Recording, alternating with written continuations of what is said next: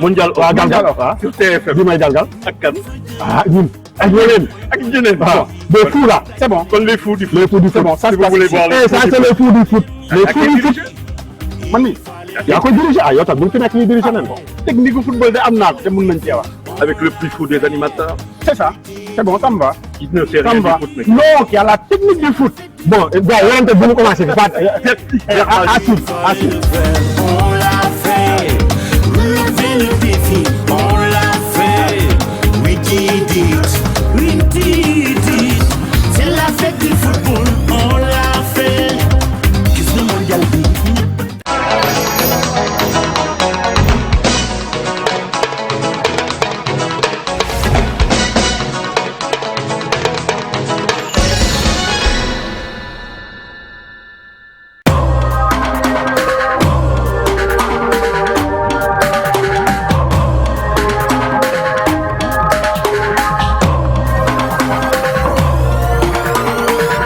Il fallait le faire, on l'a fait.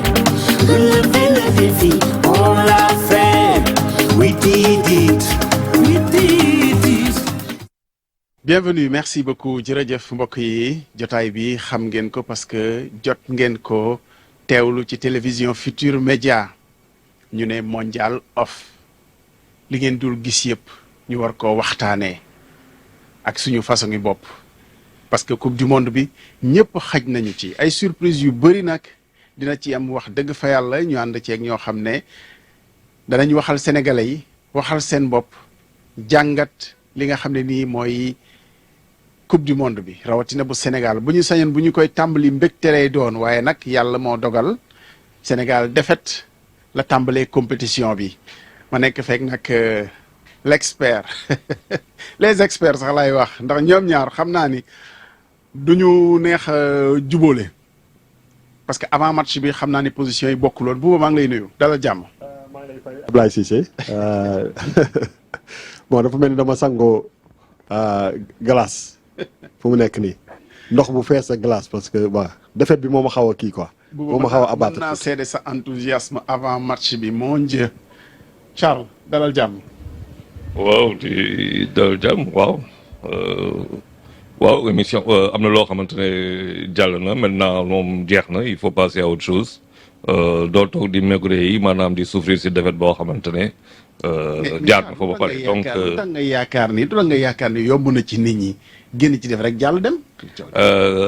loolu daa fekk mais xam nga bu fekkente ne compétiteur nga te grand bi Aziz parce que tey am nañ gan waaw ñu xam tam ñu woon ñu bëri si Aziz waaw boo nekkee compétiteur défaite boo amee tout de suite foog nga génn si te loolu c'est une gestion psychologique de l'instant ak de l'après da nga siy génn tout de suite pour nga mën a projeter wu donc compétiteur noonu ngay mel donc génn naa si défaite bi mënoo jouer te doo calculer défaite mënul ne c'est pas possible da ngay jouer mën nga gagner comme mën nga perte te ku ñu dóor tam tey c'est pas n'importe qui léegi lu si des ñun ñoo ko war a def fii ak vendredi.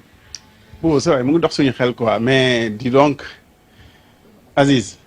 oui cher ami Aziz dama la bëggoon sant le Cissé mais bàyyi ma bàyyi la Samb bi rek. Cissé dalal Ngari jàmm Aziz. jërëjëf merci nuyu Bouba nuyu Charles. dama xaw a ànd ak plaisir de t'avoir Aziz sur ce plateau ah bokk ak yow jotaay bi. Fii la- ñu lay gërëm aussi ci yitt bi nga ñu may parce que guddee nañu mais may nga ñu ko xam nañu say activité xam nañu sa programme génn bi bariwul mais am nañu mbégte dalal la fii. mbégte bi ci man la gën a nekk ndax ñi ma toogal rek ak bërëb bi mu nekk borom bërëb bi sama xarit la. waaw donc am na yu bari yu tax ma am ci mbégte li nga doon wax Charles sànq mais football pour ko pratiquer mook defet ñoo ànd ah mook defet ñoo ànd moi quand il y a un match je dis il y a défaite victoire match nul ñett yooyu. mais Aziz seule la victoire est belle xam nga yow tamit. Ouais, mais- doo dugg ci compétition naan c'est possible. ah. C'est possible. Tu sais, nous avons écouté à l'époque Mawad qui nous expliquait, à l'époque on était 5 millions de Sénégalais défendants.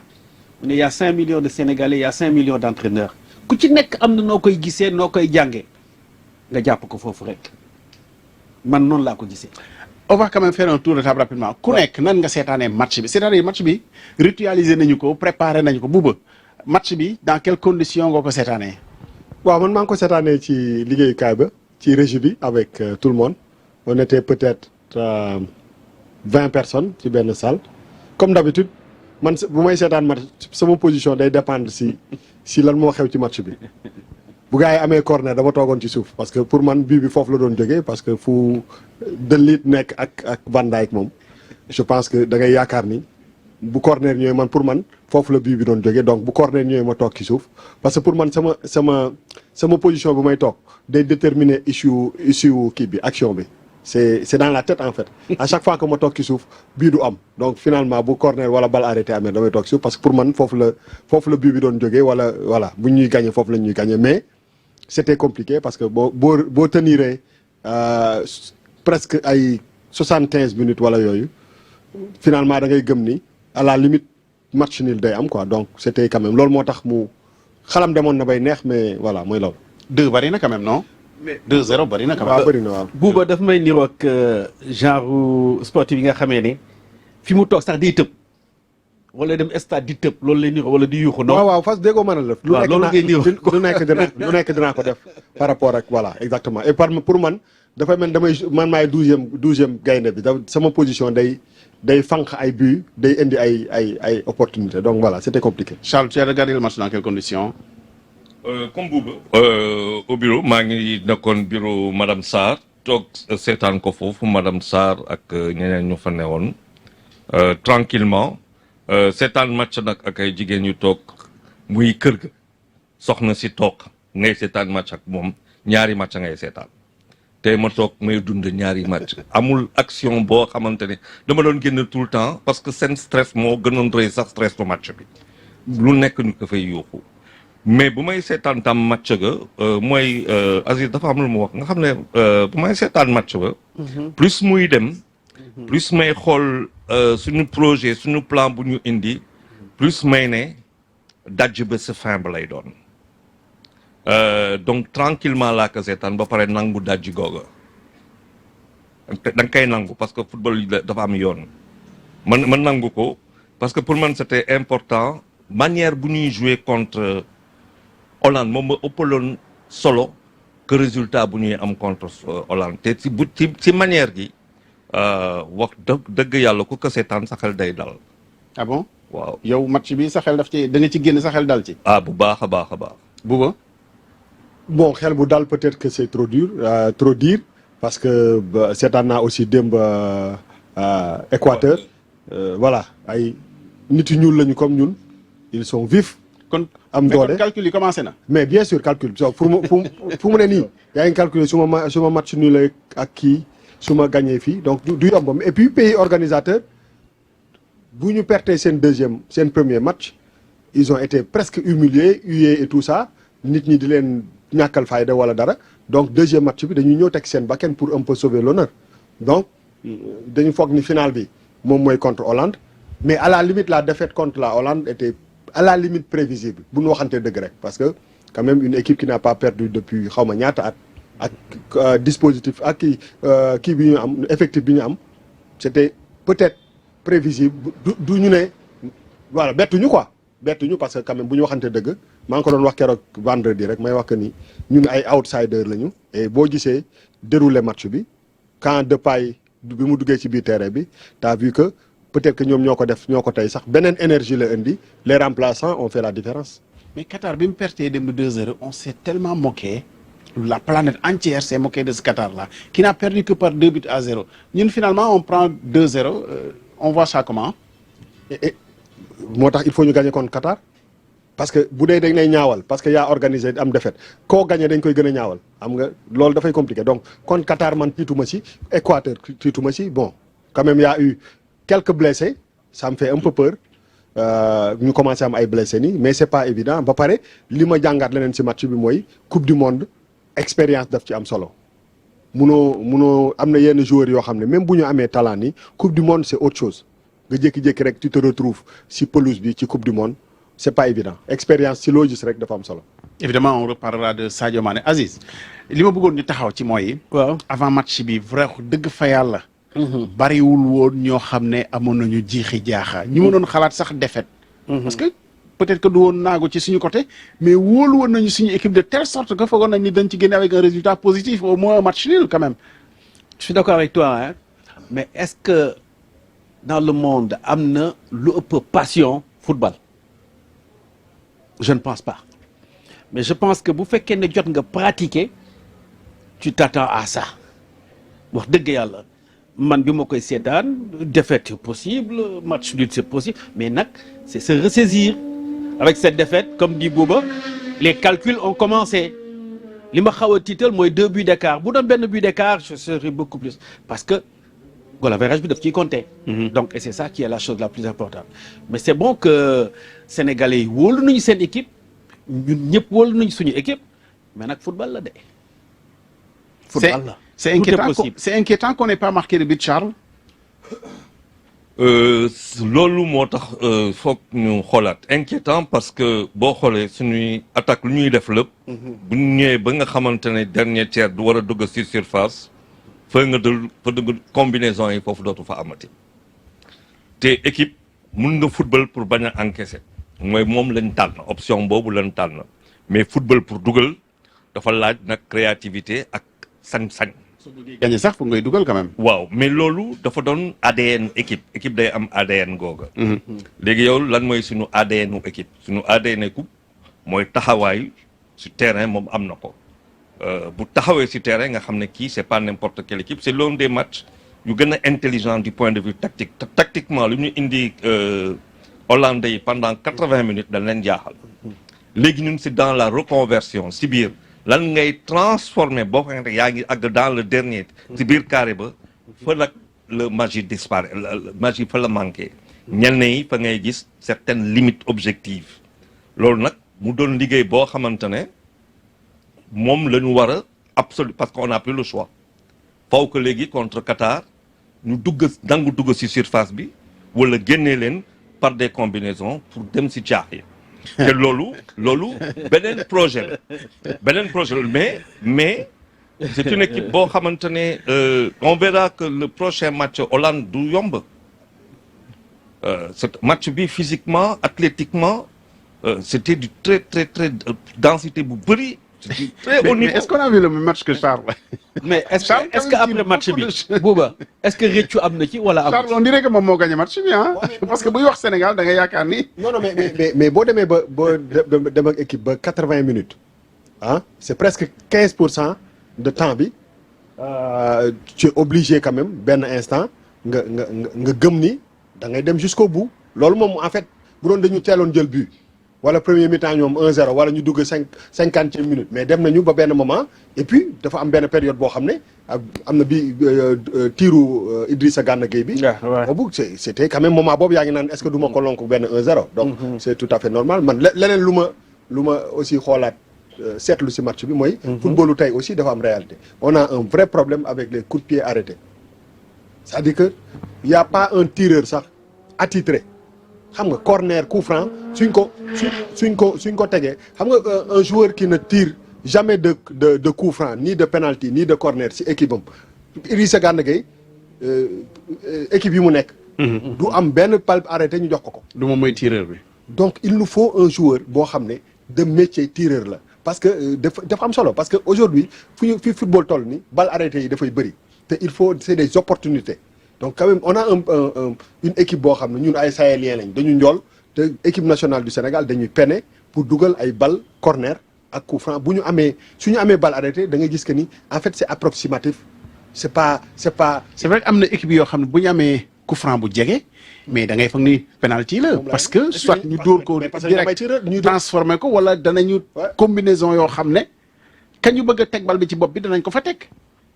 gis nga Ablaye en matière de football ça dépend ci ban génération nga bokk ñun suñu génération ak ñi jiitu quand tu prends dañuy critiquer entraîneur et cetera mais ñun ñëpp on a grandi avec le 4-2-4 avec Lamine Diack avec Mawade et cetera donc 4-2-4 on a grandi avec ça. Alors football di évoluer dans chaque pays chaque contexte dafa am évolution mais après le 4-2-4 on est passé au 4-3-3 maintenant nag damay dégg ay 4-5-1 ay il y a tellement de trucs mais c'est pas ça la vérité. Et le 5-3-2 de la Hollande aujourd'hui. vérité bi xam nga lan la. ci gazon bi la ak volonté joueur bi ak bañ a def loo xam ne da nga koy réccu après. et c'est ça l'essentiel. mais grand am na benn par exemple boo xoolee physionomie match bi. quand tu vois un joueur comme De Jong mais c'est lui qui a fait toute la différence moo lay wan ni équipe meneur de jeu bi ki nga xam ne moom mooy dépositaire u football bi dafa am solo.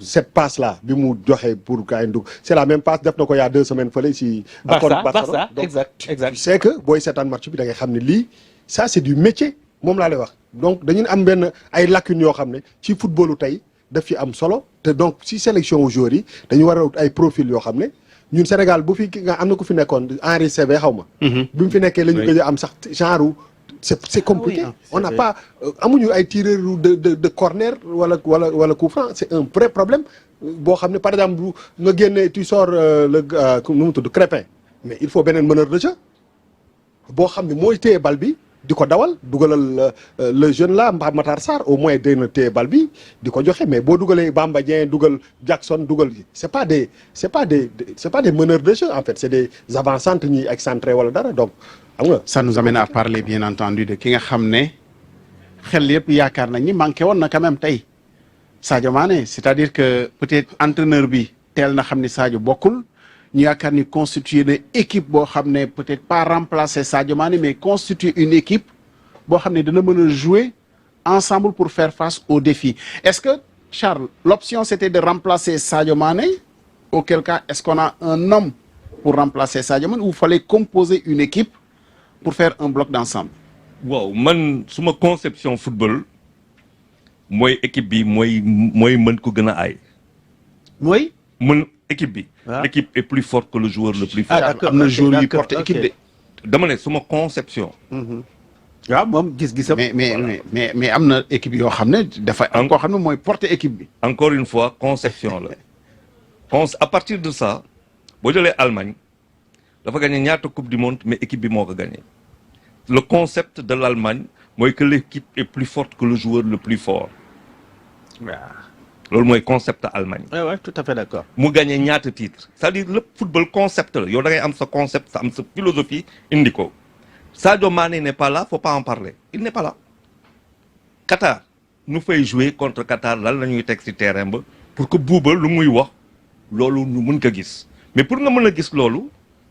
corner équipe boo xamante ne da ngay attaquer créer 15 corners lan mooy sa seuil de rendement si 15 corners bi nga am kooku da nga koy liggéey c'est des combinaisons est-ce que toujours bal bi day dem point de pénalty est-ce que bal bi da nga koy teg premier poteau est-ce que day dem deuxième poteau est-ce que bal bi da nga koy génne mu am koo xamante ne moom moo koy jël en relais loolu yëpp ay projet la ay plan de jeu yoo xamante ne beneen affaire xam nga coupe du monde lu ñu ko jaayee moo baaxul coupe du monde ñu ko gagné si jamono yi. te bokkuñu si ñu ko doon gagné France la ak Espagne France 98 ak 2018 Espagne gagné ko fii su si des yëpp boo si génnee c'est Italie. ça tourne entre les mêmes pays. c'est les mêmes pays. donc ñooñu booy ñëw si coupe du monde ñëw dara daje ak ñooñu mais yow na nga def sa parcours bett mais quand tu es attendu tey Hollande boobu dafa ne sànq Hollande bu ñu indi deuxième mi-temps maanaam ak Depay boobu mooy Hollande. mais fu ñu teg la c'est quand même l'équipe championne d'Afrique 18e mondial tubaab daf lay respecter say statistiques yooyu. mais Charles soo ko tegee ci équipe bi li mu am lan mooy paaru coaching ci finalement aboutissement. Bouba wax na ko xam nga Crépin Diatta sorti pourquoi Pape Matar dugul pour nekk toujours dans le projet créatif dans le jeu créatif kooku entraîneur moo la si mën a tontu. léegi bali duñ xool à un moment ñaata yoon lañu toog nekk autour de la surface de réparation te bal mais mënuñu créer le déclic bal bi day dem ci côté bi ñëwaat ci côté bi mais mënul dem sortie de bal yi combien de fois on a eu ça xëy na avec des joueurs véloces des joueurs inventifs des joueurs explosifs ak prise de risque quand il parle par exemple de la passe de De Jong mais De Jong ñëpp a ko xam De Jong il joue court et long ñun kan mooy jouer court et long loolu yëpp ay projet la quand tu viens boo ñëwee si capacité bi nga xamante ne autour de la surface ñaata capacité nga am pour tenir ballon bi def par exemple 10 passes 15 passes ñëwaat tegaat 10 passes 15 passes loolu yëpp xam nga dafa doon doy waar. gis ngeen tant qu'on n'est pas dans le terrain. waaw on peut être dehors et def commentaire yëpp qu'il faut. mais loolu mënul ñàkk. mais ma ñëw. le coach moo ñu gën a xam équipe am moo ñu gën a xam li mu bëgg moo xam li mu discuter ak joueurs yi xam nga l'après match est beaucoup plus facile que l'avant match parce que après match ku ci nekk mën nga def yenn analyse et puis le football a évolué maa ngi doon waxtaan ak Charles sànq quand on parle des séries de pénalty mais bu njëkk ba benn nit mooy door fii 12 15 mën nañu door mais fële benn nit mooy door pénalty à l'époque tu prends la Jeanne d'Arc c'est Henri Diadio tu prends Foyer c'est Sakho benn nit mooy door ba mu jeex ba ñu ñàkk mais le football a évolué il faut que nit ñi supporters yi aussi ñu évoluer ak football. mais il y a quand même la part du coaching parce que bu Charles di wax ni Hollande deuxième mi-temps bi mooy vrai Hollande. c'est le coach qui le fait mais non ba pare. mën nañu joxe ay firnde quand même. xam nga léegi jamono nekk na foo xam ne. avant ku demul stade doo seetaan football. waaw d'accord tu sais tu peux pas tous les week-ends vendredi samedi dimanche tu es scotché devant ta télé. pendant 15 ans. tu regardes li Aliou Cissé di seet li grand bi di seet. tu deviens un coach parce que loolu ngay ñu dund ñun ñëpp. 3 jours par semaine dañuy seetaan match. c'est la passion non et puis da ngay dem ba et puis xel da ngay jàng xel aussi ñun bi ñu nekkee xale ba léegi ñu ngi football par exemple boo jëlee am na ay. peut-être ay observations yoo xam ne c'est scientifique peut boo jëlee ak centralu Hollande. mais est-ce que Boulaye Dia était l'avant-centre à mettre wala Famara Diédhiou. tu as de Light de Ligt xaw ma ak De Jong ak kii. ak Van Dijk. punkal toll nu ñu toll. doo fa indi benn punkal buy mbëkkanteeg ñoom. est-ce que c'était le bon choix. est-ce que Famara Diédhiou moom ñoom ñoo toll. te am na ay match yoo xam ne triplé la doo dugalal fii donc les coachs peuvent prendre des décisions par rapport ak physionomie match bi par rapport ak joueurs yi ñu am en face te loolu kenn moomu ko loolu coach moomu ko ñun mën nañu toog xool te man lu may wax ni je l'avais dit la semaine dernière. et puis léeg-léeg match bi dem ñu ne coach bee gagné match bi. mais parce que xam nga tey jii. bu bay passionné. non pas passionné sax mais li may wax ni. mën nga ci teg loxo mën nga ci teg loxo boo ci équipe bu gagné ku ñu dàq. du coach bu perte. faut tenir compte de l'adversaire. waaw mais moom laay wax ni. yow ak ma sa lecture. adversaire bi am na lecture. waaw mais dama ne suñu lecture. après le match mën nañu ne est-ce que lii du woon option c'est pas que loolu la coach bi di def. mais moo tax ma ne après match bi moo gën a. mais coach aussi responsabilité non seulement mooy mettre en place un système. mais contrer système mu adversaire bi. parce que doo teg sa système rek te doo xalaat li nga xam ne adversaire moom lay indi. par exemple ñun suñu équipe Sénégal. dóor tireur de pénalty sax amuñu ko. parce que en fait en réalité Sadio Mané n'est pas du dóorkatu pénalty. jéngukat la rek. on a un vrai problème dans cette équipe là ji nga ay 2002 yooyu dama amoon benn waa ji tudd Khalidou Fadiga lépp loo xam ne balle arrêté la.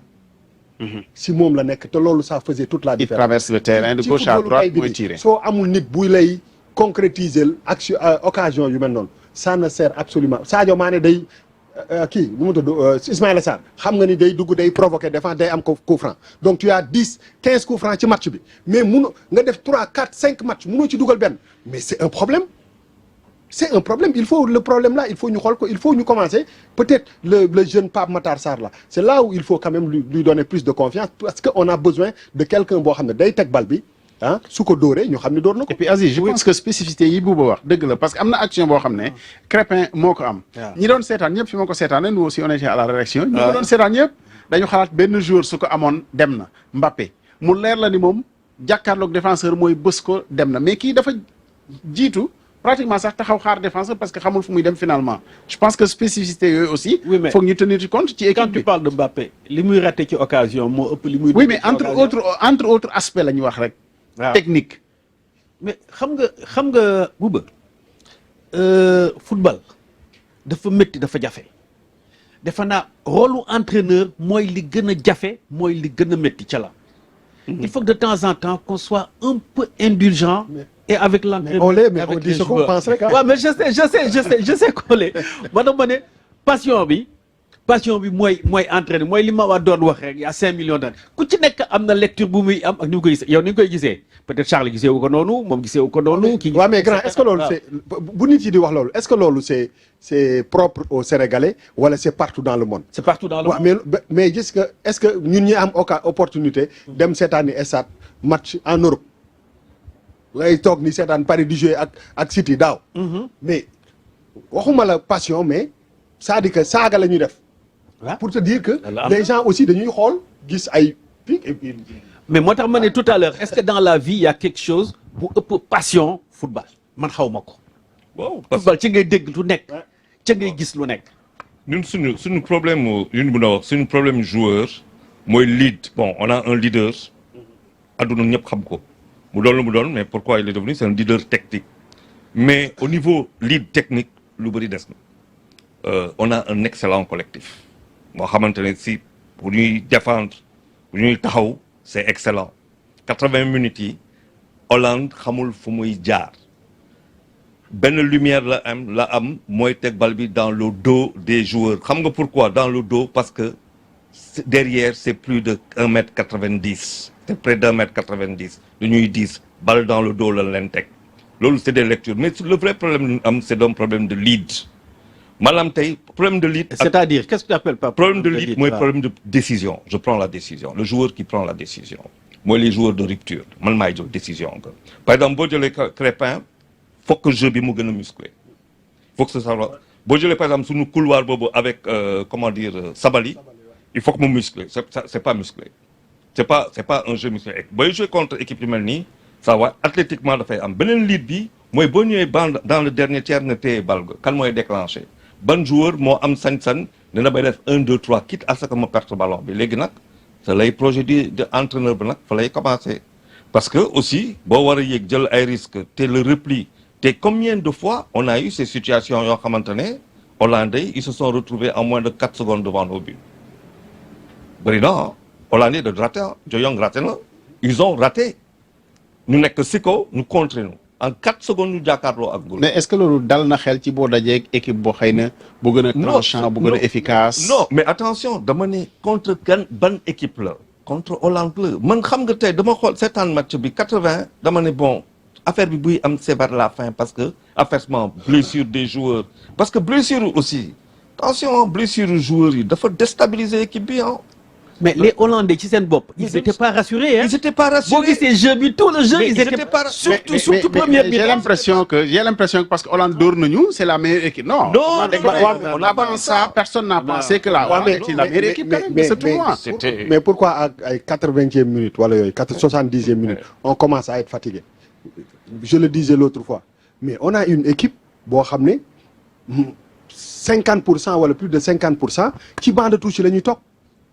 mais qu'est-ce qui te dit. ma xaaral grand matin lu tax nga ne on était fatigué. non bàyyi loolu moom xaw a jaaxal. non bàyyi ma egg xam nga tey jii nii soo amee benn joueur bu mel ni Kalidou Koulibaly capitaine de l'équipe nationale. tu as Edouard Mendy. meilleur gardien au monde il y a 2 ans. qui se retrouve sur le banc de touche.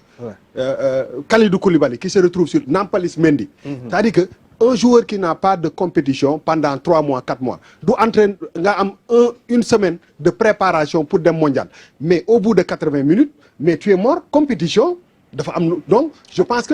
waaw je suis d'accord. tey jii nii au bout de 70 minutes amatul affaire bi nekkatu fa parce que sunu joueurs yi je le disais la semaine dernière loolu dafay feeñ. dafay commencer feeñ parce que pendant 3 mois 4 mois mais dañuy nelaw ci banc bi. dañ leen teg ci banc bi donc il nous faut des joueurs quand même qui sont en forme. voilà mais lan moo ñu sonal tey xam nga lan moo ñu sonal tey. non l'équipe est cassée en deux. Charles dans les 2 buts qu'on prend ñaari buts yëpp. foog ñu taxaw ci li bu bëri. non attends mais bii bu ñu jël non mais parce que ça m'intéresse est-ce que ça veut dire que. non du jarul ñuy. non j'ai pas dit ça. ok non attends il y a eu les blessures. non c'est un constat. non mais parce que amuñu leneen actuellement. non Ablaye non. non mais parce que amuñu leneen de toute façon. non il y a eu des blessures qui ont déstabilisé. mais c'est important non attention. Charles je veux qu'on évacue ça xam nga. c'est pas après le match que ñu am joueur yi am compétition. mais joueur yi ñu yóbbu moom la ñu am. c'est pas une question de compétition. mais loolu mais Charles loolu il faut que ñu tenir compte ci loolu parce que Coupe du Monde c'est la plus haute compétition tout affaire u caaxaan da nga koy sentir da nga koy gis les gens les gars ils viennent si seen meilleure forme donc boo amee benn équipe boo xam ne peut-être 50% de l'effectif ils sont dans de grands clubs mais ils sont sur le banc pendant 3 mois 4 mois nga jékki-jékki leen indi leen coupe du monde jox leen Hollande mais ça pose problème am na ay entraîneurs yoo xam ne bu ñu xamee ni yow mii amoo compétition mais duñ la jël parce que tu as un nom wala tu es ancien te loolu c'est un problème factuel. mais léegi loolu moo fi nekk ñooñu la ñu am 26 yooyu moom la ñu yóbbu ci lañ mën a tabo 11 yi nga xam ne ñooy départ comment on fait. mais attends Ablaye il faut Non, mais- pas Ablaye non, mais football Charles, xaaral. non attends Ablaye Non, Charles. waaw c'est vrai que Xaaral. xamoo football Bouba. loolu takk non mais non Aïcha du ma nag nga ne ma xaw football ah waaye. Attends. Bouba non attends Bouba. dinaa leen non poser ça benn m'intéresse question non après non waaw. je suis d'accord man li ngay wax dama ko dégg maintenant comment on fait parce que dama lay diggante bi dara changé wu non fi. dama lay wax Edouard Mendy ban Kalidou Koulibaly ban Sabali il revient de blessure le Jacob là boy bi il est Monaco day jouer de temps en temps. Bien sûr. ah Crépin il revient de blessure ligament croisé rupture ligament croisé la jógee Gana Gueye il est resté 2 mois sans. mais sans- loolu maintenant Seydou comment Thiaw Kouyaté, et quelle est la Crystal perspective Palace. avec ça Ah, quelle est la Nottingham perspective avec ça parce que non. diggante bi changé wuñu fi moo pour am tax compétition. non, xam nga booy dem ci dara. booy dem marché da nga naan lii laa am pour dugg. pour duggee comment. man c'est waxuma ni dama ne loolu c'est un constat et je le dis depuis te loolu mën na la nga jouer 70 minutes tu te rends compte que peut-être que xam nga parce que même goal bi tey jii nii il faut qu'on parle du gardien est-ce que du manque de compétition Bien sûr. moo ko dal Réflexe parce que yeeg yooyu. non automatisme yi mu doon def il y a 2 ans anticiper sur des centres mu tëb jiitu boy bi il y a 2 ans peut-être que même bal bi De Jong dugal sànni bu doon il y a 2 ans bi Chelsea di jël Ligue des Champions mais da koy muy nekk meilleur goal. mais ci bi automatisme bi c'est pas sur le banc que tu bien sûr parce que Xam nga, génne on a- génne na quand même génne na façon bal bu ne. bi muy nekk meilleur dama la goal. ne si ñu xoolee match bi on part déjà à la mi-temps par avec 1-2-0 hollandais yi kenn wax dara ah. Sénégal moo Charles, dominé ouais. première non mi-temps non bi il y a yëpp. deux balles Charles, non non Ouais, mais on n'est pas d'accord en Charles. non am na am déedéet. non non mais bu leen fàtte bal ba xamante ne saa waaye daa tey bëgg ci biir surface bi wañ 1 2 3 après jox kii génne bal bi alors que bal bi boo ko placé day dugg.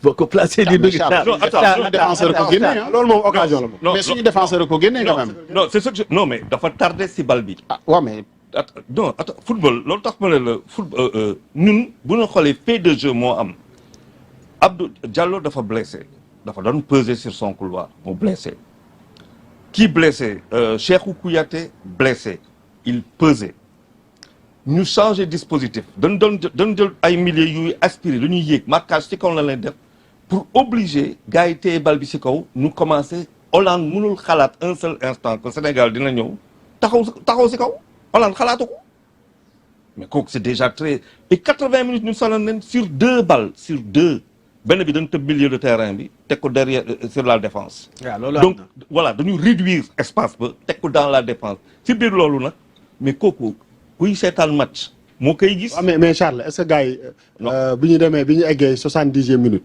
est-ce que gars yi accéléré wuñ non non non non ba suñu accélérateur bi ne non, bon non, non, maintenant dafa li ñu naan money time mooy moment boobu fii moom nañ leen ren mais looloo tax ma ne la. 70e minute dafa teel de. non match bi jeexagul de. voilà. mais à partir de la 70e minute si nga gis que ni bi Depay duggee ak beneen Waaw, ak mais- buteur le deuxième buteur là mais c'est là que je dis c'est là que je mais dis boobu da nga bëgg a delluwaat ci coaching. waaw mais attends parce que loolu ay directive coach la. mais coaching dafa feeñ ci match bi mais loolu laa wax sànq mooy. non quel est coaching le moom dafa feeñ ci match bi quel est le projet. c'est-à-dire que coach Hollande dafa non wone. suñu coaching de suñu Suñu remplaçant coaching yi suñu remplaçant yi pour moi le choix mais est désastreux le même coach moo ñu gagné la. oui mais Aziz je pense que si on fait ça on s'en sort pas.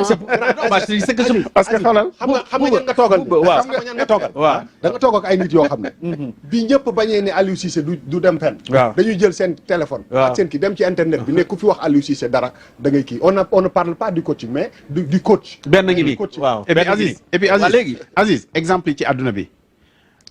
Tuchel. waaw. dafa dem jël Ligue des Champions. ba mu defee 6 match saison bi ci topp ñu dàq ko jëlee ko fa. waaw. coach yi nga xam ne ni dañuy def ay jaloore. mais dem après à un moment donné ñu bloqué. mais dañ leen di jëlee foofu c'est tout ce qu'on dit. mais waxuñu ñu jëlee fi Aliou Cissé mais dañuy pointer rek. Oui, mais- peut-être manquement yi nga xam ne feeñ na ci coaching tey bi. Quand tu fais l'analyse d'un joueur sur une action, tu n'es pas à sa place à ce moment X.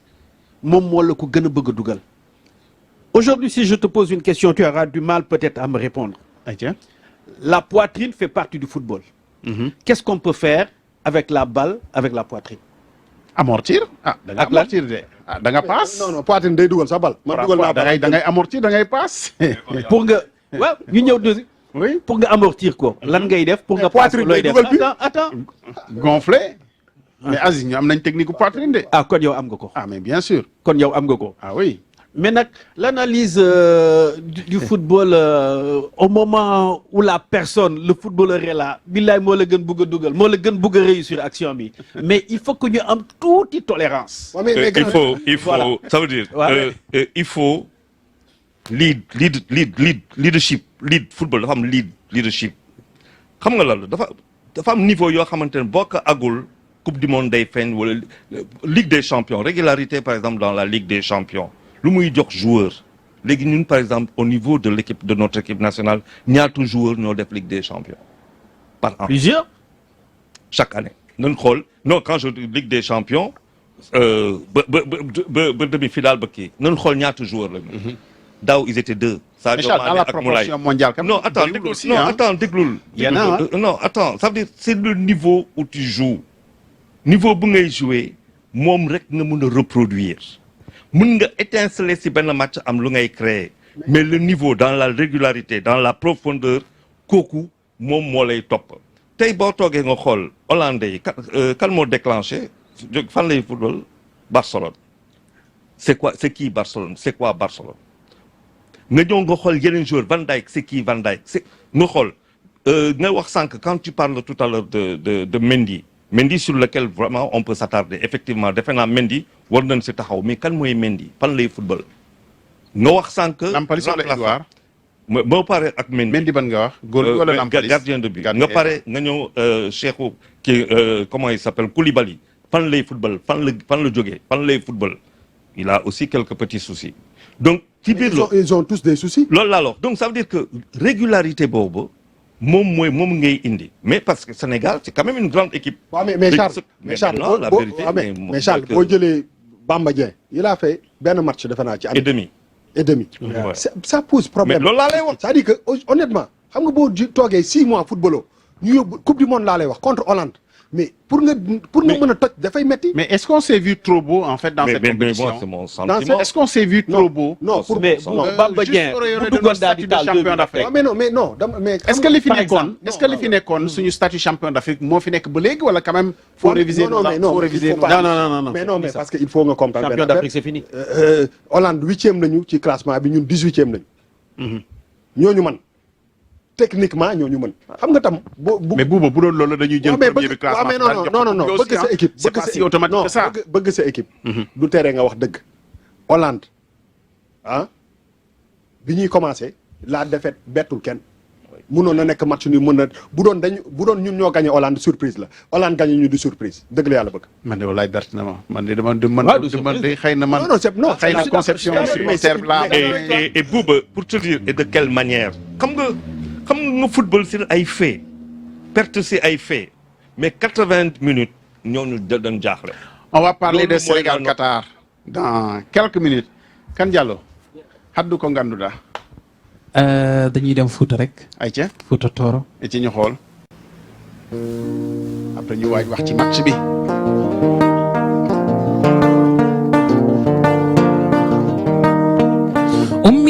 umima Fouta Tooro ngumima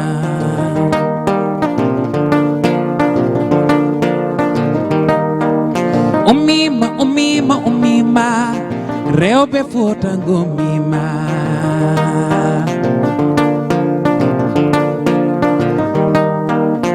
mi ƴetti lawol mboɗo miya Fouta Tooro Amina Allah wata Mariama hami juro Fouta weli Allah wata Mariama hami juro Fouta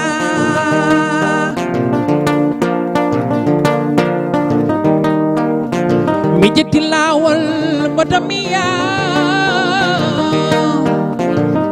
Mia Futa Toro Allah wata Mariama Hami Joro Futa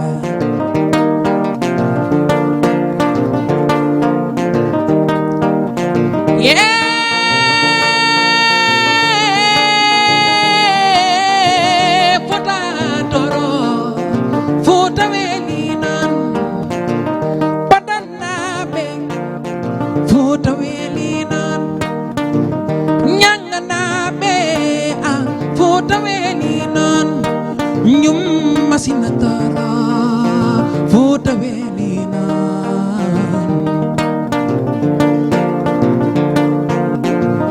Jamba Jengi Kode Nyari Ndoko Foini Mine Matan Keti Noto Jota Nyotan Fatima Dami Dima Mi Anchatama Sabukili Allah Waditum Tatenam Lesonani Sodanyama Dunko Anje Kote Dungalama Lesonani Sodanyama Dunko Anje Kote Dungalama Ado jingoma Haya Pres Kumbe Ado jingoma Amina Soplo Ado Anjakan Kajon Futo Bili Jamba Jengi Kode Nyari Ndogo Fuini Mine Matan Keti Noto Jodo Laram Bravo. Kan Diallo a jarama, kan jarama, a jarama. Allah no ande Sport ak musique yàgg nañoo ànd Aziz. Allah no ande Aziz sport ak musique yàgg nañoo ànd. waaw Aziz li ñu fi wax yëpp finalité bi mooy tirer les enseignements. waaw dem ci allez je vais oser le terme dem ci nooy neex groupe bi. parce que balaa ñuy tàmbali compétition bi nag ku nekk yaakaar mais si Charles quand même. mais balaa bi ñuy tàmbali compétition bi ku nekk yaakaar ne Qatar moo gën a faible ci groupe bi. moom est-ce que xam nga Qatar jaraaf moo ko mun Jaraaf de Dakar. Qatar bi ma seetaan ah y a rien mais 2-0 lañ ko dóor ah. waaw mais y a rien yow 2-0 lañ la yen. est-ce que état d'esprit boobu lañ war a demee ci match. ah non Ok, non d'accord. faut mettre le maximum jàppee Qatar comme des grandes équipes jouer xam nga yenn équipes yu ndaw yi ce qui veut leur plaisir dóoral bàccal tey y a eu 6 ñaata 6-2 Mhm. mais il faut Angleterre mettre- Iran. ah ouais il faut mettre au fond bon c'est possible parce que ni ko Bouba doon waxee goal average bi daf ciy compter donc bu ñuy jouer contre Qatar on calcule aussi beneen équipe bi ñuy dajel Équateur j'avais dit à un ami il y a un mois de ça ma ne ko xam nga lan mooy match Sénégal Équateur ma ne ko avant affaire bi di ko dama ko ne Sénégal Équateur mooy match bu mag bi te dégg naa Bouba di ko wax sànq c'est vrai que boobu mooy match bi. pour du boobu mat de pour man match bu mat bi bu ban mat la bii di ñëw. bii nii parce que en fait xam nga lu tax quand même boo xoolee Qatar bëri na ay joueurs yoo xam ne dañ leen naturaliser qui sont pas des Qatariens xam nga loolu dafa am solo te encore une fois tu n'as pas une équipe boo xam ne nekk na au top de sa forme wax naa la je peux pas être trop arrogant mais tu as presque une équipe de remplaçants une équipe de banc de touche. C'est pas une équipe de top niveau. Non, de bande, c'est même pas top, des gens qui n'ont pas de compétition, qui n'ont pas de jus. bi mu war. da ngay gis que ni benn moment ay ñoom Pape Abdou Cissé et tout ça et dañu sonnoon moom laa lay wax ni tu as une équipe où boo xam ne déjà amputé de son leader moom moo leen ëpp compétition parce que moom week-end bu ne dafay football mais moom laa lay wax ni boo xoolee équipe bi nu mu demee tu as une équipe quand même diminuée quoi maintenant nga dem Qatar yi ak xaalis bi ñu def ci coupe du monde bi yëpp war a jouer ak ñoom naan ay nooy neex lañu. tu as des blessés nga foog da ngay ñëw jaar seen kaw peut-être que mën na am benn sursaut d'orgueil boo xam ne ils vont nous rendre la vie difficile donc ce match là pour man tous les matchs di ñëw final la parce que honneur nit bi boo ko nee da ngay jël honneur am da ngay jël bakkanam te par exemple Équateur ñëw rey kii nu mu tudd Qatar. Hollande peut-être à 99% day gagné kii. Équateur. waaw donc dañu naan africains yi day dem xeexi donc match bu metti la nar a doon bu kenn foog ni bi ñu ñëw jaar ci kaw ci yow Qatar yi dem kii il faut qu'on prenne ce match là très au sérieux hein. Et puis Charles suñu gagnéwul contre le Qatar on compromet presque nos chances sax di xalaat match Équateur qu'est-ce qui a changé. jouer loo xamante ne man beneen laa gis ñu def ko sous Aliou Cissé ba muy yore kii ba tey mooy suñu match contre Bolivie maintenant dina ma nekk Bolivie de référence mais match contre Bolivie ci laa gis pendant 70 minutes 75 minutes avant muy dugal Idrissa Gana Gueye def changement yam yoo xamante ne moom mooy ses certitudes Sénégal am maîtrise sur le ballon maîtrise sur le match occupé jeu bi sonal adversaire c'était la première fois depuis des années laa la wax ay décennies laa gis mosuma woon gis loolu Sénégal googu moo war a jouer contre Bolivie Sénégal boobu moo war a jouer contre Équateur ça veut dire venir en responsable taille patron football mais faw ma jouer loolu moo ñu dal tey dañu jouer défensif mais bu ñuy dem maintenant dans le dernier pour transformation foofu lañ on pêche parce que on n'a pas de patron amuñu koo xamante ne man maay diw football nag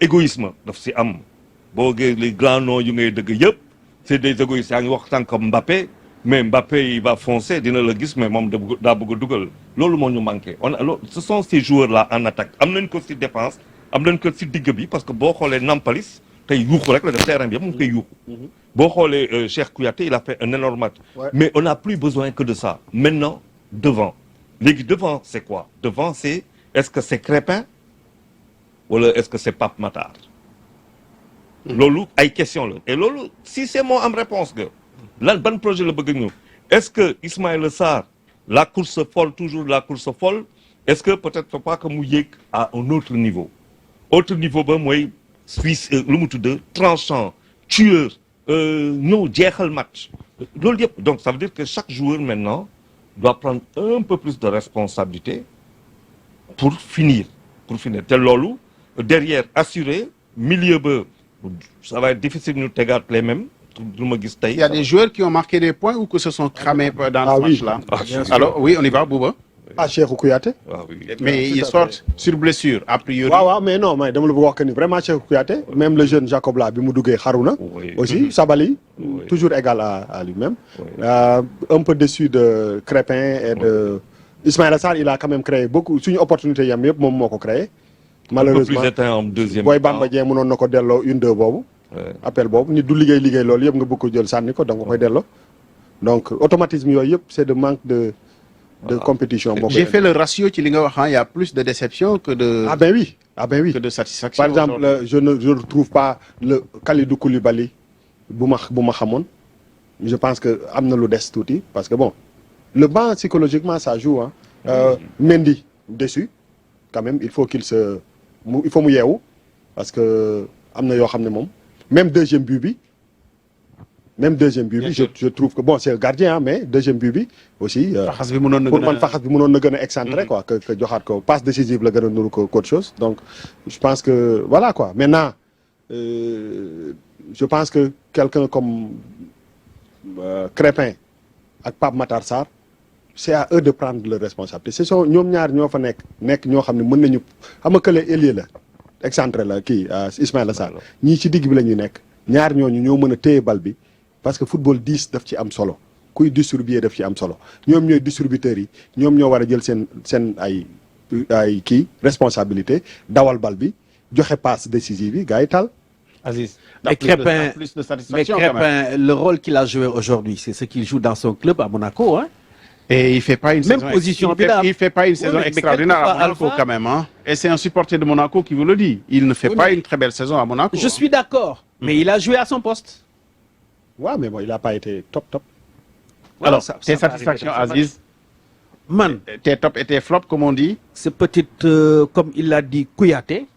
J'ai beaucoup aimé. Le latéral droit, Sabali. Ouais, Nampalis aussi, il a fait un bon match. Bon, mais j'ai beaucoup plus remarqué les deux là. Waaw. ñoom laa gën a gis même quoi qu'on puisse dire Koulibaly a fait un bon match aussi hein.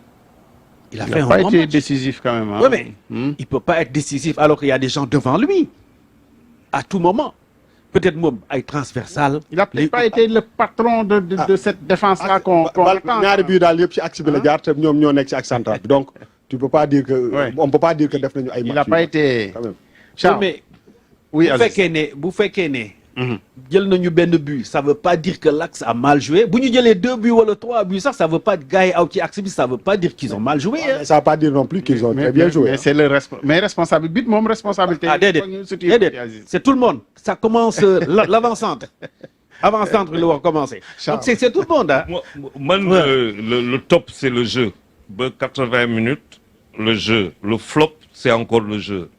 Moins qu'à un moment, il faut qu'on change. Donc le top, maintenant, Mais lan ngay changer les hommes, le système. non, il faut marquer football. Oui, mais comment on fait ça? Football, Charles? football, damay jouer pour bien encaisser, damay jouer pour marquer aussi. Donc c'est marqué. Marqué, un problème, you rëy quand on joue contre les grands. Iran bi ñu joué def match nul ak moom Angleterre daf ko exploser. 6. Daf ko exploser. Et quand on a joué contre l'Iran, ma xool match Bolivie Sénégal Bolivie ma gis un match de référence. Ma xool Sénégal Iran ma ne on retombe dans nos travers. Faut que on ait un projet cohérent et conquérant. Donc pour moi c'est plus les qui parce que comme l'a dit Boub dafa am ay yoo xamante ne ay constante la munoo bañ a football tout le temps nekk titulaire tout le temps ñu lay teg si banc bi ngay ñëw à ce niveau là dafa metti surtout contre une équipe comme la Hollande dafa metti mais pour man on a bien joué on n'a pas eu de bol donc pour moi c'était top après ñu am défaite parce que football noonu la tam flop bi mooy la reconversion devant faut que gars yi devant voilà que ñu mën a dugal ay buts parce que football c'est marqué les buts. Qui c'est qui a été le meilleur ci côté Hollande pour vous? De Jong. De Jong. Est-ce que xam nga ne son coach au Barça ne veut pas de lui? Mais qui a dit ça? Le coach? Mais daf ko bëgg a jaay? non grand je suis pas d'accord dañuy Ko bëgg a jaay? non grand Tu vas voir. De Jong Toogal. De Jong De Jong moom laa mu ne nii Barça moo jiitu mais moo Aziz, jiitu xam nga coach Barça bi. nañ toog ba ci kanam coach Barça bi. épargne yu bëri jaar na ci ak joueurs yu bëri. gi yaa ngi fàttali épisode am ak Ousmane Dembélé. Ousmane Dembélé moom. waaw. mais fu mu ne nii De Jong moo téye te Barça finalement. ma ne De Jong dafa ko bëggoon jaay. mais grand fu mu ne nii De Jong amul woon kenn ku ko jënd mais jaaroon na foofu ak Ousmane Dembélé. Ah, mais- ba teg ko ci non, non, ba non, teg parce ko que- ci non. technique bi te finalement ils se sont entendus. Oh, mais Xavi, pense quand même. Xavi, c'est pas l'entraîneur de Barça. Barça ouais. Xavi est un intermède de Barcelone. Non. non mais fu mu nekk nii actuellement joueur bi moteur u Barça dëggantaan ci 2 derniers matchs yi c'est De Jong Mais je suis d'accord avec toi. wala passe bi mu def keroog foofu Xavi, Même passe bi la. ba pare ci match bi ah. mais bu téye bal bi nga xam ni ça il nous a fait des misères hein, franchement Je il faut le suis dire. totalement d'accord Donc, avec toi. Est-ce que la configuration de cette coupe du monde là.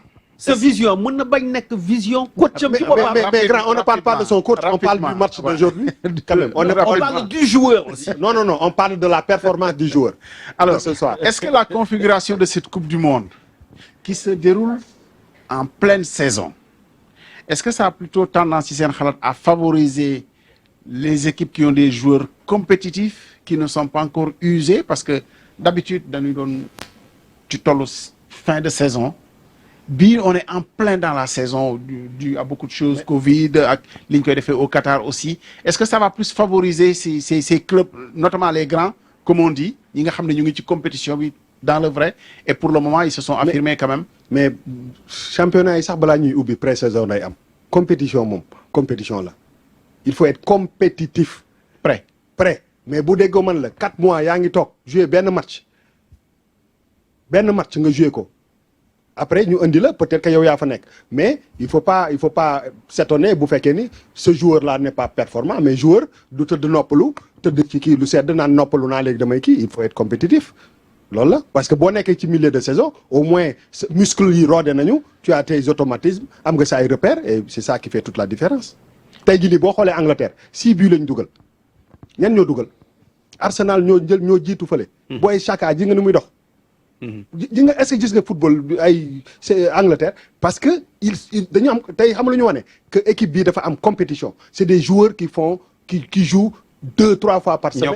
ñoo ko porté da ngay gis que ni automatisme yi c'est ça gars yi dañuy gis dañuy passante sax te duñu xoolante. même les remplaçants sont au top. mais on est une semaine la ñu nekk. c'est-à-dire loolu la wax sax suñu joueurs yi ban niveau la xam nga équipe boo xoolee nos joueurs sont à un certain niveau. Ouais. Mais est-ce que le constat c'est le Sénégal jarul ñu koy séntu fenn fii. Est-ce que c'est ça que ça veut dire man dama ne coupe du monde xam nga coupe du monde boo ñëwee coupe du monde dama ne Sénégal rek laa gis Sénégal ñu ne ñun dañuy ñëw ak pot bi. dañuy ñëw ak pot bi. ça veut dire non gis nga football. booba gëm nga ni mën nañu koy indi wala. non Sénégal rek laa non damay wax dëgg. xam nga boo gëmee yàlla da ngay gëm lépp. xam nga loolu dama ne coupe du monde France moo ñëw laxasu 98. tontuwuloo de. comment tontu wax am na mais dégg-dégg moo jafe. ndax gars yi. yàlla mën na lu ne de. yàlla du football. yàlla foo déggee yàlla mën na lu ne. yàlla dafa am loo xamante ne Charles boo déggee yàlla ñu ne yàlla mën na lu ne. mooy c'est très proche de l'impossible. man daal dugguma yow si yooyu parce que yàlla daa sakk 7,700,000 xaw ma ñaata. waaw ñun ñëpp ay nitam yoo xamante ne ñun gënu bëgg yàlla. yàlla mën naa weddi sax yàlla nañ ko bàyyi fu mu ne. yàlla mën naa weddi muy def lu muy def ñun nañuy def lu ñuy def. xam nga pendant que toi tu es en train de prier le gars là il est en train de s'entraîner. gis nga il faut que ñu arrêter di mélanger lu amul c'est-à-dire coupe du monde beneen niveau la c'est pendant 1 mois pour nga àgg final ga au bout de la vie en commun. Qu'est-ce que tu nous dis qu'on n'a pas le niveau pour on n'a pas dit ça. Non, j'ai pas dit ça. J'ai dit c'était ma question. Quand tu vas jouer contre le Qatar. faw nga dóor Qatar 3-0. Charles dinañ ko waxaat de Charles. ah lu ma la wax li dafa leer. on va revenir ici hein. faw nga dóor attends déglu ma. foog nga dóor Qatar 3-0. Qatar bu ngay dóor 3-0 moo lay yóbbu 8e de finale. Charles dinañ ñëwaat fii après. non Charles nañ ñaan dóor Qatar dóor kii déglu ma mais xam nga man ba léegi new ma ti dinañ ñaan man ñaanuma. man ñaanuma. yow li ñu am ngay indi. dama la ne Qatar 3-0 nga am +1 xool ñële ñu ñuy def seen diggante Hollande ak Équateur lan la ñuy def bu dee match nul la nga am beneen finale contre Équateur bu dee lañ ko dóor nga am finale donc na nga dóor 3-0 pour qu'à l'arrivée xam nga ce qu'il nous faut éviter ay schéma yoo xamante ne dund nañ ko fii ay 3 équipes à 6 points ba pare ñu xool goal average loolu tax 2-0 yi peut-être loolu foofu mun na mais ay génn meilleur troisième sentiment mais Charles équipe buy dóor 3-0. non déglu ma kaay ma wax la. bal bi day daw de. non loolu laa la wax mais lan laa la wax nee naa la sànq bu dee ñu may dégg football boobu la parce que du football tey munoo xaar si ñoom ñu reproduire. mais dafa mel ni 3-0 bi ci faiblesse équipe bi nekk en face ngeen ko gën a wékk que. Qatar suñu propre capacité. Qatar déglu ma Qatar nu ngi koy yóbbu bal sax. Qatar 3-0 gis nga boo ko dóorul 3-0. nañ jël suñuy maillot continuer supporter rek. qui va prendre sa boule de cristal ponkal yi ñu ngi génn Angleterre wane na boppam Pays-Bas wane na boppam malheureusement face à ñun France. dina génn face à Australie. Il y a aucune lecture je pense qu'on a vu que 6 équipes. C'était le premier match bon les gens ñu ngi wut ay repères. franchement yegguñu foo xamee ne équipe bi dina dëgg. ci sama xalaat bu tuuti la premier match quand même. ci sama xalaat bu tuuti mbokk waaw. man de li ma xalaat mooy man bu may seetaan coupe du monde. dama bëgg sama dëkk gagné. mais dama naan ba ma dalee seetaan coupe du monde boobu xalaatu moon ne Sénégal na dem coupe du monde. coupe du monde boo koy seetaan. da nga war a bëgg football ba pare. nga jël sa bopp nga xaaj ko 2 nga jël benn partie bi nga jox ko sa dëkk beneen partie bi nga jox ko football parce que. yaakamti naa seen Argentine mu taxaw nan waxante dëgg yaakamti naa seen France Brésil xam nga tam week-end bu nekk. on est scotché di seetaan coupe du monde. Allemagne. non ñëpp ñu football donc xam nga ñun dañuy bëgguñu foot on n'est pas des ay kii lañu ay fans lañu. fans xobe nañu la pourtant non xobee nañu mais bëgguñu football. parce que football même boo koy seetaan coupe du monde c'est une fête feetu football la donc munoo ko jël rek nga jël sa dëkk rek bind sa dëkk nga bëgg mu gagner mais il faut aimer le football man au-delà du Sénégal. quand même dama bëgg coupe du monde bi dama bëgg seetaan football ay rebondissement yi am ak j'ai envie de voir Argentine Brésil bi may gis ak yooyu aussi dañ waxante dëgg xam nga ñun aussi kenn xamul suñu affaire gars yi yàkkamti gis équipe yooyu bëri na de mais bu ñu jël affaire du coupe d'Afrique coupe kii la. coupe d'Afrique moom coupe du monde moom seetaanal ñëpp. gis nga boobu saa waaye bu dugalee Pape Mat ba ñu ne dañuy football Qatar door ko 3-0 mu toog fële moom toog. xam nga ni moom moo ko def. 3-0 non 3-0 du dóor ko 3-0 Équateur ñëw jël laxas ga. waaw xam nga ñu dem huitième. nga dem 8e de finale. lu si des yëpp jaru ko. waaw affaire yi mooy ñëw ku mun sa morom duma. Voilà. ñoo leen mun Dëgg la. duma leen. On avait dit le mondial off, mais c'était finalement presque le mondial on parce que mais yow taal ngeen ko vraiment en état de marche. Je pense que c'était une première. mais On mais avait nag may ma wax quand même tuuti le c'est grand bi. plaisir moom laa bëgg a wax ma jox la le plaisir Waaw.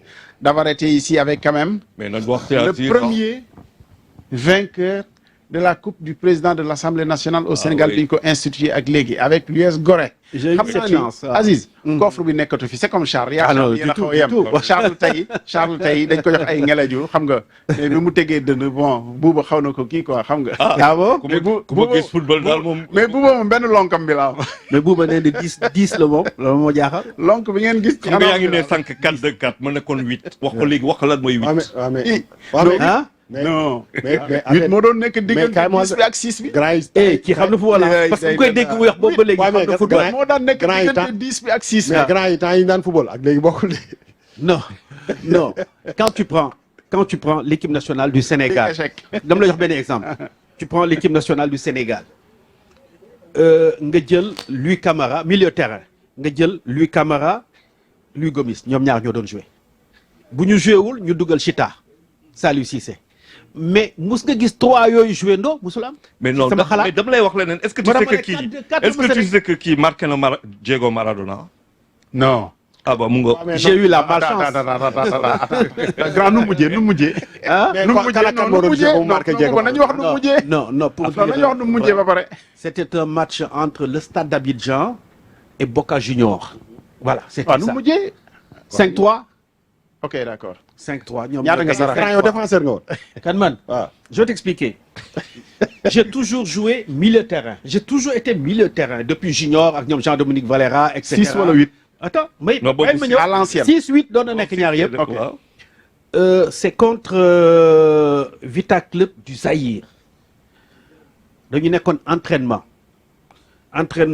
il y avait Bosquier moo doon titulaire demi-centre ak Nani il s'est trouvé qu'il avait perdu son papa le jeudi je crois ñu suul ko le vendredi et puis il s'est blessé ñu ñëw match bi avant le coup d'envoi ñu piqûre ko pour mu mën a jouer mënul jouer notre capitaine Lamine Ngom dem gis Iba ak ndem si Yàlla Malick Ndaw ne leen bi Bosquier génnee entraînement le vendredi Aziz Sam joué na demi-centre ak Nani te ñu ko bàyyee foofu gars yi ne ko da nga dof alors ñu ñëw coup d'envoi Bosquier 2 minutes le joué de changement mënatul woon ay ñoom Mayanga di romba Kibonge et cetera après ñu ne jógal échauffé wu sama copain yi nekkoon stade nee nañu gars yi dañu bëggoon ñibbi parce que dañu ne xanaa du kii mooy jouer demi-centre et tiens-toi bien j'ai fait mon meilleur match et c'est ça qui m'a moo ma yàqal tuuti parce que après ñu ne demi-centre la milieu terrain la demi-centre amatoo woon la poste ngay def nii voilà ça a été grave mais j'ai eu cette chance est-ce que voilà am nga jaloore sawaay tojul non dugal ñaay cokkeer bu laajte non mais man njaxas ngay laajte mais njaxas man rue 15 angle Corniche laa dëkk seetaan naa nawetaan xandaan ak ñëpp te musuma gis grand bi ci non mais buuba foofu nag mooy affaire bi c'est que kii xanaa yow waa Damel sa non yow buuba mais buuba yow buuba kii maa ngi moom ñoo bokk atte xam nga lu tax yow du ñu war ay joueurs ay dirigeants la ñu woon ponkali dirigeant kii ponkali man dirigeant la non man ba may nekk président 91 le plus jeune président d'ASC du Sénégal ban loolu 1991 mës nga seetaan tur bi yow fii mi Damel ba may njëkk final 1979 la am na ñoo xamante ne fii du dunu woon fii mi contre Damel buuba tourbillon buuba émission bii di ñëw damay wut seede dañuy woo Lay Kor Dior mu ngi Mbuur ODCAV dirigeant nawetaan wala ñu woo Tooña nga ne leen kan mooy man mi dirigeant mais non mais dirigeant solo rek nga mën amee man woowu la woowu ma si non mais buuba am woowu loo ñu si sa émission bi pour ngeen fàttali lii du ngeen dem ci laay jaw ngeen def ne woon démb ah ay kii et puis yow non mais boo leen bëggee émission boobu dem leen ci laay jaw yow solo mun ja yow mais wax laay jaw dem leen ñëwoon démb solo laay jaw yow attends na nu vieillit mais match yi TFM doon joué est-ce que Bouba joué na non grand damay laajte ndox damay Non, laajte xam nga laajte kenn du ci fay. grand bu dul woon liggéey bi may def. yàlla xam na ni footballeur laay def. non je sais mais dama ne match yi ngeen di joué yi may dégg ñu joué est-ce que joué na loolu rek laay laaj. On va finir ça la prochaine fois. joué na mais ñëwoon démb ñii daal di leen invité Non, ñëwoon on démb. va finir non ça léegi kay moom ñëwoon démb la. au prochain. On se donne rendez-vous très rapidement pour débriefer xam naa match France comme bi. 60 ah. Match France. Match Pologne ak yeneen équipe yi. Bon c'est et Pologne kañ lay joué. mais est-ce que xam nga benn affaire est-ce que xam nga pourquoi ñuy dem 8e de finale. ah dis-moi. toogaay gi. non waxuma loolu Pologne kañ lay joué la xamoo. j'ai pas compris. On va y revenir dinañ ko débriefer ci de toute façon. Charles xamoo Pologne kañ lay joué. mondial off. man daal saa waay Varsovia daal moo xam na. Kan Diallo allez. duñu la dugalaat ayca. aduna ko mere duniya welani ñaare dona funti wayna aduna ko mere duniya welani ñaare dona funti wayna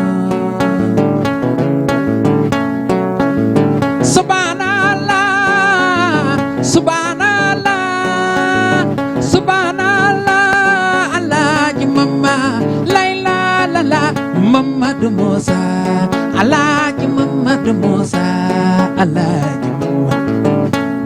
Alaaji Mamadou Moussa Alaaji Alaaji mama layla lala yi mama ye mama layla lala mama Mamadou Moussa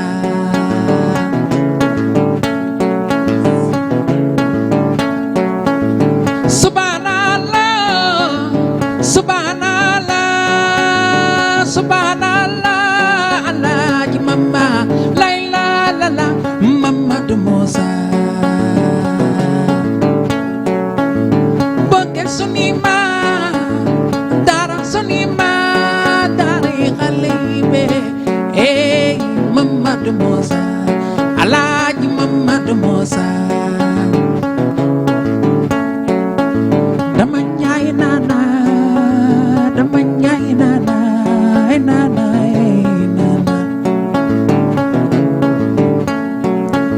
dama ñaay nana oh dama ñaay nana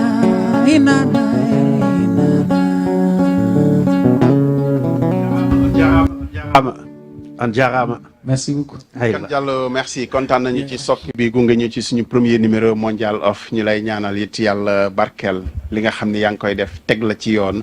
ndaw nga waaye li ngay def set na. merci noppi bu bay dégg na musique bi te xam naa ni dugg na ci xel yi dugg na ci xol yi. ñu ngi lay encourager bu baax plein succès à toi ci li ngay def yëpp. di leen jox daje. très très soo ko bëggee wax ci pulaar. morceau bi pour kan la loo koy wax. Aziz xaar ma réviser. voilà. bàyyil ma réviser. dellu si waat prochain numéro Inch'Allah. Inch'Allah. Et puis on va continuer à revisiter le patrimoine. Mais c'est bien, il a bien chanté. Franchement, c'est très bien. Bouba, merci beaucoup. Magnifique. Merci Ablaye. Yadjef. À la prochaine. Charles, merci beaucoup. Merci. Oui, Et merci. puis on se donne rendez-vous très très rapidement.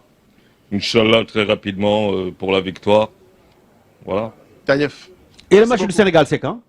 Vendredi. Inch'Allah. 13h. D'accord. waaw bu jeexee rek 13h. ñu dem juma après ñu dellu si waat yeggal deuxième dafa mi-temps am ko moom. ah waaw yow dëgg vendredi dafa am borom. dëgg. waaw dañuy dem après bu ñu Ablaye Der moom moom vendredi. waaw macha match bi daal xam naa ne ci diggante juma la ak li ci topp loolu. D'accord. lu ne xaj na ci. waaw ñu ñaan rek yàlla defal ñu jàmm ci match bi. ñu door a séentu suñu diggante Équateur le 29. le 25 déjà. waaw yow doo tëj émission bi nit ñi. ñu ngi tëj. voilà mat na sëkk jaajëf gars yi nekkoon ci Merci régie beaucoup. bi yëpp.